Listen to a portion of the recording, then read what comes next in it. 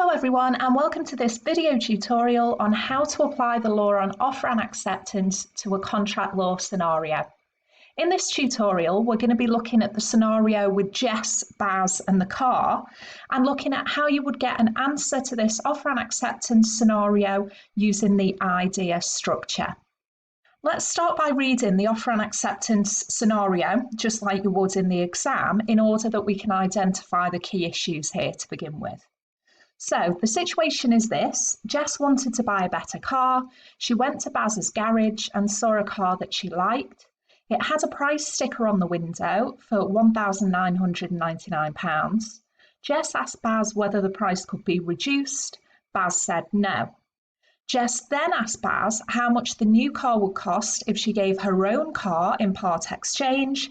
Baz said £1,750. Jess said, "I'll give you 1,500. Baz said that he would accept 1,600, but before Jess agreed, Baz said, quote, "but it would have to be through my finance company." Jess did not want to use Baz's very expensive finance company, so she said, "Okay, I'll give you £1,750. And you're being asked to advise Jess on whether she's entered a contract to buy the car.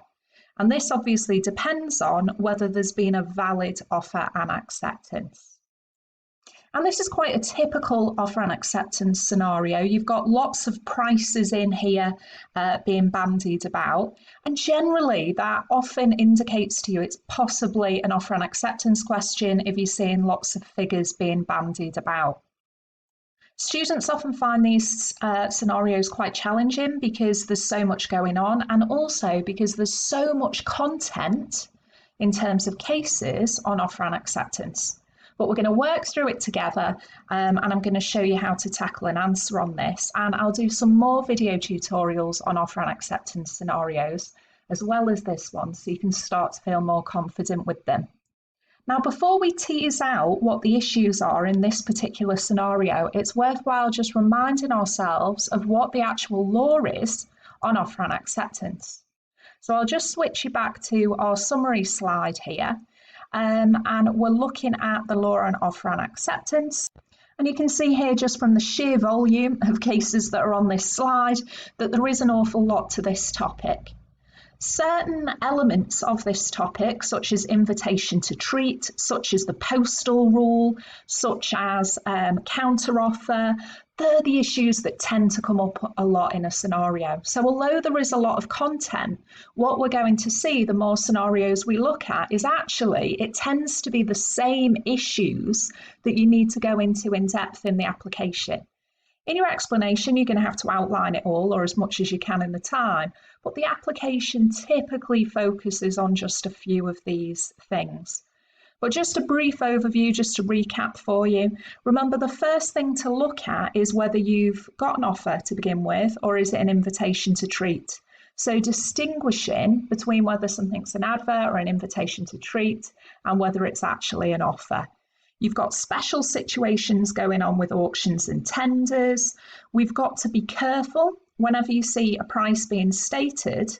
That's not necessarily an offer. It might be a statement of minimum price. Your offer's got to be communicated, it's got to be certain, and any offer can be revoked or taken back at any point until it's accepted. And it will end through a lapse of time or through death. So that's the bit on offer. Acceptance then is we have to have a mirror image of the offer. So the acceptance must be unconditional. And if a person tries to alter the terms of the offer, then that's going to be a counter offer, which destroys the original offer. Remember that requests for further information are not offers. So you've got to distinguish that between a counter offer, and that will come up quite a lot in scenarios. Sometimes they'll specify what form they want the acceptance to take. Postal rule comes up quite a lot. So an acceptance is valid the moment a letter is put in the post, even if it never arrives. And the situation with more modern methods of communication. So make sure you've gone over all the law on offer and acceptance and you're confident with that before you try and tackle the scenarios. But that being said, let's go back to Jess and Baz. And now we've just quickly recapped what the law is, let's try and tease out what the issues are here. So as we would do in the exam, it's handy to just highlight the issues as they arise. So the first thing that jumps out to me is that she's gone into this garage and there's a price sticker saying $1,999. And we know that a price sticker is going to be an invitation to treat and not an offer. That comes from Fisher and Bell. But then you've got the issue here. Jess asked whether the price could be reduced. Baz says no. So at this point, nothing's happened. We've not got an offer. We've got an invitation to treat. No offer yet. Jess then asked Baz how much the new car would cost if she gave her own car in part exchange. Baz said $1,750. So we've got to look at what is this, what's going on here. So he's answered her question. Now she wants that to be an offer, perhaps. Okay, she wants that to be Baz offering her the car for $1,750. But really, he's just responding to a question. That's the minimum price he would consider if she gives her own car in part exchange. So that to me looks like a statement of minimum price. Jess then says, I'll give you $1,500. Whoops. Sorry about that. I'm trying to highlight this bit. So when she says she'll give him $1,500, we then have to ask ourselves what this is. So if that was an offer, Baz saying $1,750, she's just destroyed that offer by making a counter offer of £1,500. But if this is in fact a statement of minimum price, which I think it is, then this is the first offer that's actually been made. Jess saying that she'll give £1,500 for it. Baz has then said he would only accept $1,600, but before Jess agrees, he said it would have to be through my finance company. So I'll just highlight this here. So she's made the first offer, $1,500. Baz said he would accept $1,600. So this is a counter offer. And before she's agreed, he said through my finance company. So he's changed the terms of his offer, which is fine because she's not accepted it yet. So at the moment, we've got an offer of $1,600 if it's through the finance company. The next thing that happens is Jess doesn't want to use this, so she says, I'll give you $1,750. And we've got to look at what this is here.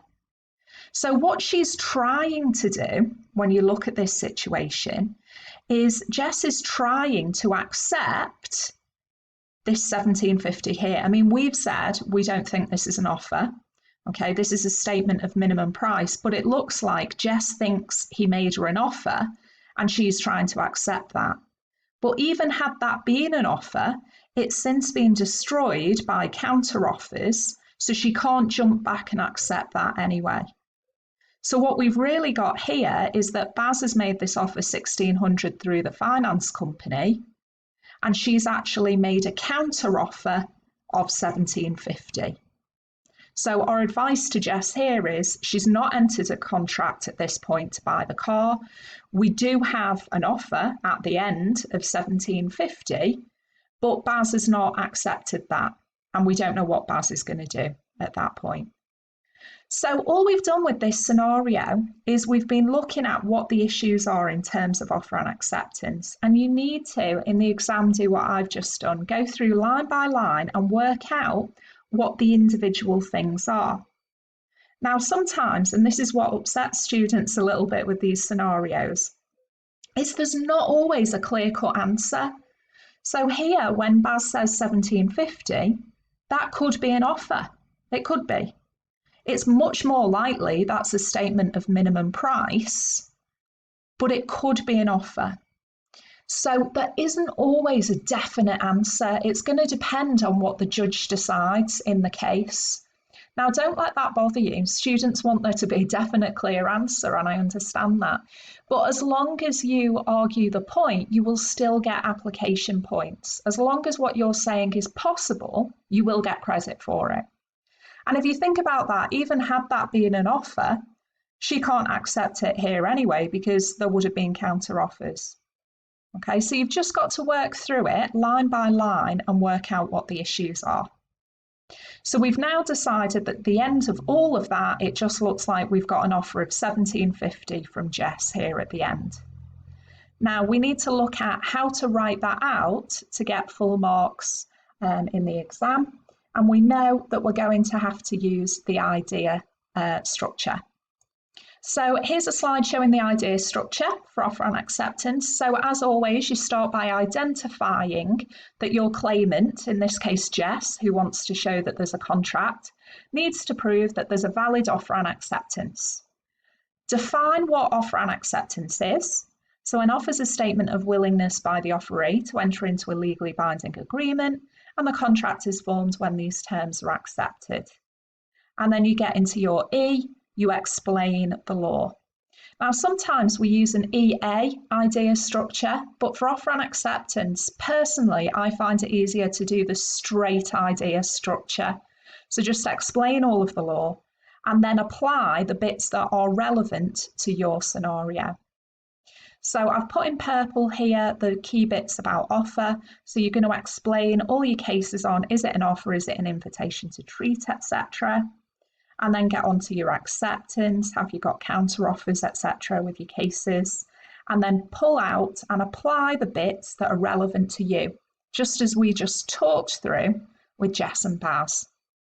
But I'm going to show you on my next slide a bullet point answer for the Jess and Baz scenario. On this slide, I've got a bullet point answer to Jess and Baz. It's a bit small, sorry about that, but I just wanted to give you an overview on one slide of how you would answer this. Mine's in bullet points, but obviously you will write in full sentences. You can ignore the little red ones, they're just a rough mark scheme for if we were doing this in class. So identify that there'll be a binding contract between Jess and Baz if we've got offer and acceptance. Define offer and acceptance. The E, explain all of offer and acceptance with all of the cases. So you need to have memorised these so that you can get them all down and get your AO1 marks there. Then the application. Now you'll notice the application I've gone through in exactly the order we've just talked through on the slide. So tackle each issue in the scenario in the order it comes up, and then you should get a nice answer. So the car with the sticker is an invitation to treat and not an offer. When Jess asks for a reduction in price, it's merely an inquiry. There's no offer yet. Baz stating no has no legal effect because there's no offer yet. When Jess asks how much for part exchange, this is a request for information. And when Baz makes a statement that he'd accept £17.50, that's a statement of minimum price, probably, Harvey and Facey, although it could be an offer, so you would get credit if you'd said that. But it looks like a statement of minimum price, meaning that when Jess says £1,500, that would be the first offer. When Baz then says £1,600 with the finance company, that would then be a counter offer, destroying this offer of £1,500. When Jess then says, okay, I'll accept, okay, £1,750 then, what she's trying to do is accept this £1,750 that was mentioned before. But either way, if it was an offer, it's being countered, so she can't do that. And with it being a statement of minimum price, she can't accept that anyway. So when she says £1,750, this is a new offer or a counter offer. There's no apparent acceptance from Baz. We don't know what Baz does about this. So in conclusion, we don't have an offer and acceptance, so therefore there's no contract at this point. It's still in the process of negotiation. So I hope that's been helpful in helping you to know how to tackle an offer and acceptance scenario. I am going to do some more video tutorials looking at these mini scenarios on offer and acceptance, so please have a look at those as well. The more of them you look at, the easier this will get for you.